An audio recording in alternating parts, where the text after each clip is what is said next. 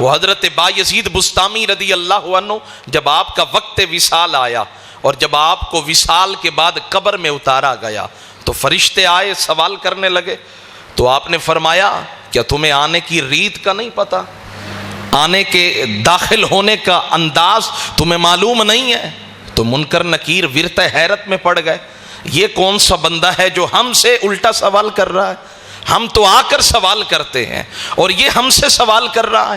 حضرت بایزید بستامی نے فرمایا کہ تمہیں نہیں پتا جب کسی مومن کے پاس آیا جاتا ہے تو پہلے اسے سلام کیا جاتا ہے، اور تم آئے تم نے سلام نہیں کیا، واپس جاؤ پھر لوٹ کے آؤ مجھے سلام کرو۔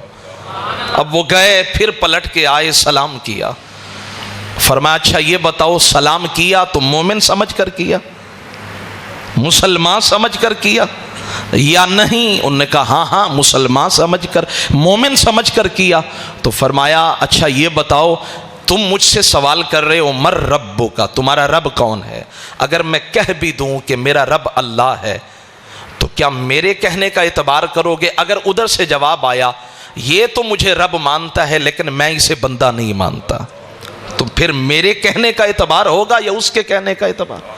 کہا اس کے کہنے کا اعتبار۔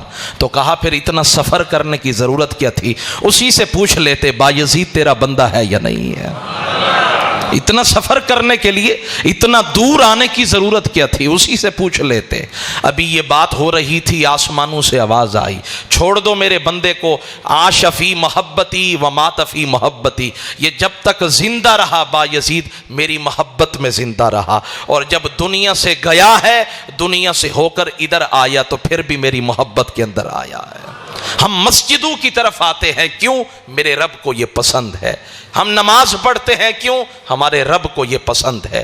ہر وہ عمل کرنا جس سے میرے رب کی رضا مل جائے، جس سے اللہ راضی ہو جائے، جس سے اللہ کی محبت مل جائے، اور یہ کائنات کا لطیف ترین جذبہ ہے۔ جب اللہ سے محبت ہو جائے اور اللہ اپنے بندے سے پیار کر لے پھر یہ آنکھوں کے پردے اٹھ جاتے ہیں، پھر یہ فاصلے معنی نہیں رکھتے ہیں، پھر یہ قرب و بعد کی باتیں ختم ہو جاتی ہیں۔ بندہ یہیں بیٹھ کر عرش کی بات کرتا ہے، بندہ یہیں بیٹھ کر آر پار کی بات کرتا ہے، اس پر ظاہر بھی منکشف ہو جاتا ہے باطن بھی منکشف ہو جاتا ہے۔ لیکن شرط کیا ہے؟ والذین آمنوا اشد حبا للہ، کائنات کی ہر چیز سے زیادہ پیار کرنا ہے تو اللہ سے پیار کرنا ہے۔